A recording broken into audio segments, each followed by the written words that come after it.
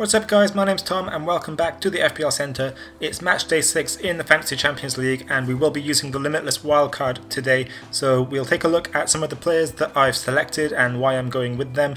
Please do let me know in the comments though what you think of the team, and also let me know if you think I'm missing out on any important options there. If you like what I'm doing here at the FPL Centre regarding the FPL and Fantasy Champions League games, make sure to give the video a like, get yourself subscribed if you haven't already, and hit that notification bell as well so you know when the latest video drops. But yeah, let's get straight into it. Okay guys, so this is the team, and as you can see, gone very heavy on groups B and C here. So going through from the goalkeeper, we've gone for Ralph Farman and David De Gea in goal. Both of those guys have performed quite well in the tournament so far, and they've both got relatively decent fixtures there, with Farman playing Lokomotiv Moscow at home on Tuesday night, and then David De Gea, if he's needed, can come in against Valencia on Wednesday night. I fancy both of those sides to have a chance of a clean sheet there, so we'll see how they do. In defence there, we've got Bernat of PSG. He's away from home against Red Star Belgrade in a game that PSG should be massive favourites to win there. Obviously we've seen what Red Star Belgrade can do against Liverpool. It's not necessarily the easiest game in the world, but you have to fancy PSG. If they need to win, they're going to go there and they're going to put on a little bit of a show to get the job done, I would imagine. He's joined by Bonucci for Young Boys. Now he's someone that I have a little bit of a doubt about whether he might play. I'm not sure exactly how much Juventus are going to rotate. They are qualified and they are safe. There is a chance, an outside chance, that Manchester United can beat them to top the group. So we'll see how much that plays into things. They might want to secure that top spot and only rest or rotate a couple of players. Bonucci's in there for now. He can easily be swapped out for someone else. Piszczek, I think he's got a good chance of playing. He's featured a lot for Dortmund of late and played very well, and he's obviously up against a Monaco side that have only managed to score 2 goals so far in the group stages, so I think there's a good chance of another clean sheet there.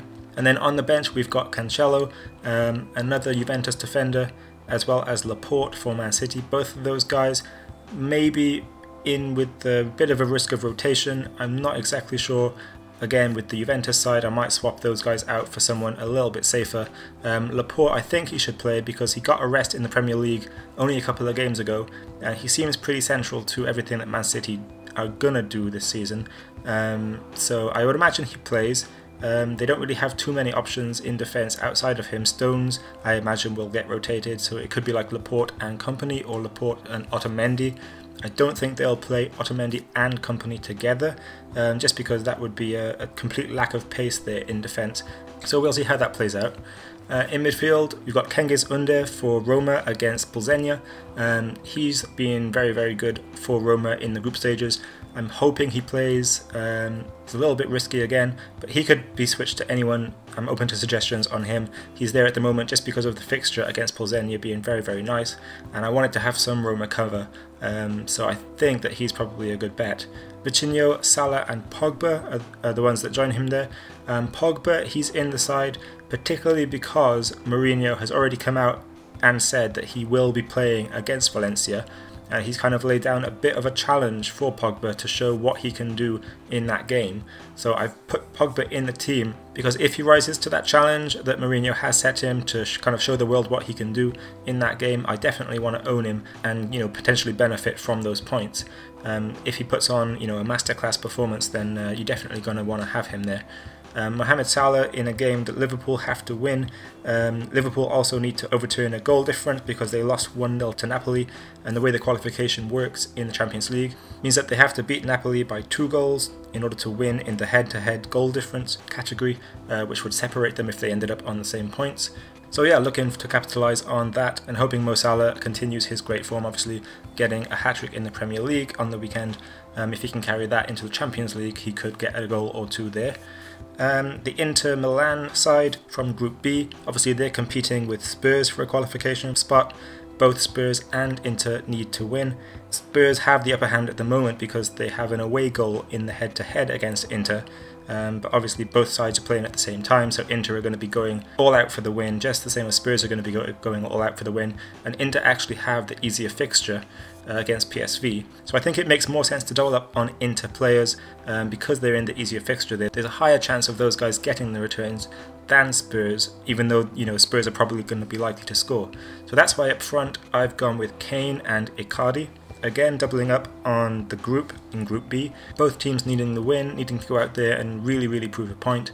So Harry Kane is in because obviously if Spurs are going to score, they're probably going to need multiple goals to do it, because I can't see them keeping a clean sheet against Barcelona.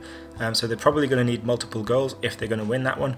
And if they're going to get multiple goals, the chances are that Harry Kane is going to be part of at least one of them. The same with Icardi with PSV. Inter need to win. They need to also hope that Spurs draw or lose at Barcelona, but obviously, like I said, the game is going to be being played at the same time, so they're not going to have that information while they're on the pitch playing the game. Icardi is definitely their best threat up front, and he's had a great group stage so far, so I'm even thinking about captaining him against PSV, who have conceded 12 goals through the group stages, which is actually the joint second highest number of conceded goals in the group stages, so definitely a good opponent to target there, with Inter being the home side as well. And then joining them up front is Neymar. Obviously PSG also need to win to kind of secure their spot, and they're going to be hoping that Liverpool also win against Napoli so that when they beat Red Star Belgrade they go top of the group. Neymar has had a little bit of a knock. If you think that it's too risky, I have seen that he's been cleared, he's kind of back in training now, he should be good for the game, but if you think there's any chance of Neymar being rested or rotated out of the side for this one, I can easily swap him for Cavani or Mbappe if you think either one of those is a better choice, so let me know in the comments about that. But Neymar is in the side as my captain at the moment because obviously PSG against Red Star Belgrade on paper is one of the best fixtures that you can target there. So that's the team, guys. Let me know what you think. I'm pretty confident with the front line of Neymar, Icardi and Kane. I'm pretty sure that all of those guys are going to grab at least one goal. But if you think that Mbappe or Cavani will be a better choice there, do let me know in the comments. The midfield I'm very happy with as well. Pogba, Salah and Vitinho, all very secure players. They're going to play and they're all going to be on the attack for their respective sides, trying to get the wins that are needed there, and Pogba obviously has that added motivation that Mourinho has issued a personal challenge to him to put on a big performance. In defence, I think I'm happy. A couple of rotation risks perhaps, but they all have a high chance of a clean sheet if they play. And the goalkeepers, I think, I'm very happy with those. I'm not really going to be making any changes. Potentially, I could swap out De Gea for Szczesny or Ederson, someone like that. But I think that Man United have got a good chance of keeping a second clean sheet against Valencia. But like I say, if any of these picks seem too risky to you, let me know in the comments. So there we go, guys. If you liked the video and you want to see more Fantasy Champions League content, make sure to give this video a thumbs up and get yourself subscribed if you're not already. Also make sure to hit that notification bell. You can follow me on Twitter at FPL Center for regular updates on my fantasy teams in both FPL and Fantasy Champions League. Make sure you also follow FPL Matador. He's a veteran of the Fantasy Champions League game with regular finishes in the top 1000. He regularly tweets valuable information such as predicted team lineups and is more than willing to answer any questions you might have on the Fantasy Champions League game. And finally, if you want to read Fantasy Champions League content in the written word, make sure you check out at FPL Forum on Twitter, who is releasing a series of great articles for this season's Fantasy Champions League game. But that's all from me today, guys. Thanks for watching.